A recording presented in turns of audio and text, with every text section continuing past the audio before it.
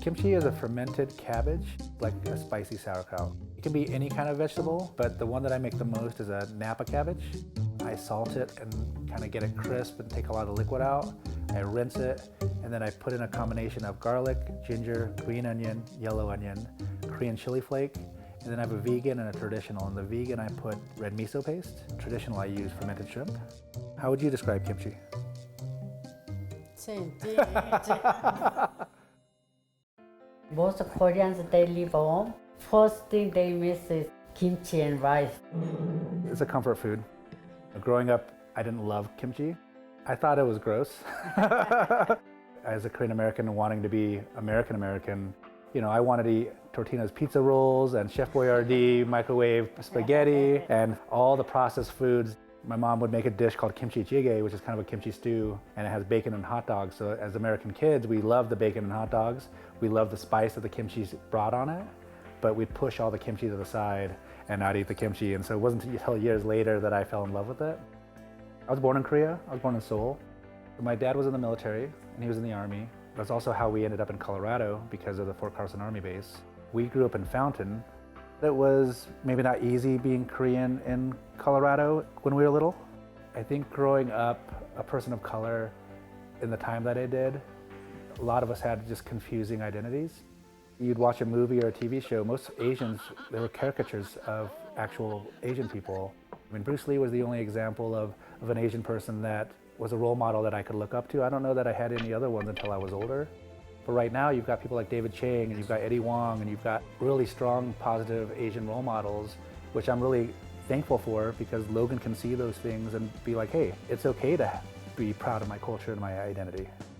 You know, I'm making something that people wanted nothing to do with when I was little, and I sell at these markets and people will stop in their tracks and say, kimchi, I love kimchi. And I'm like, really? Like, this is words I never thought I'd hear, you know?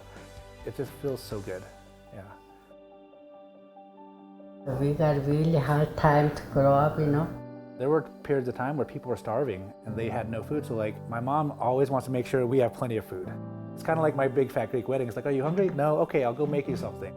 A couple weeks ago, I said, Mom, I'd like to learn how to make some other dishes.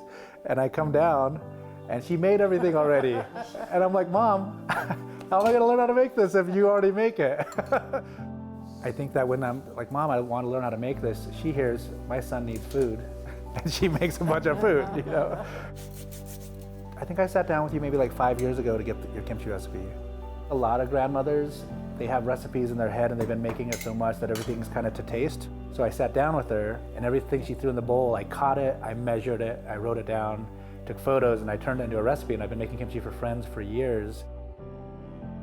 This thing called the coronavirus happened and it changed a lot of things for a lot of people, including myself. You know, a lot of my friends were suffering and having a hard time, and I said, you know, I'm gonna share a little bit of love. And I decided I'm gonna start making kimchi for some friends, and I posted a picture of leaving some kimchi on a friend's porch, and I said, it looks like I have a new hobby. And then everybody said, well, what about my kimchi? Over 4 months, I gave away over 500 jars of kimchi. Strangers started reaching out to me, but I said yes to everybody that asked. People offered me money and I said, I'm not gonna take your money, but people felt inclined to give me something. The bartering was one of my favorite things. I've got 2 bikes in my garage. One of the bikes I ride now. I got an hour-long massage for a jar of kimchi. It was fun to see like what you'd bring home. It was so much fun. People were cooking with it, people were taking photos of it, people were so excited. I launched K.R.E.A.M Kimchi on August 8th. Had there not been a pandemic, I don't know that I would have ever started a kimchi business. There's been some late nights and some long days. I've never worked harder, but I've never felt better about anything I've done. This is something my mom showed me. It's something that, you know, is part of our culture.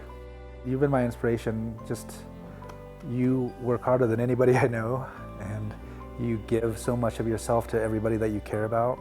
I learned that if you work hard, good things can happen. All of my best qualities, I got from you. And I love you more than anything. Do you think this is crazy that I have a kimchi business and I've been making Korean food? Yeah, of course, I never dreamed about a million years. You're the best, Mom. You're the best.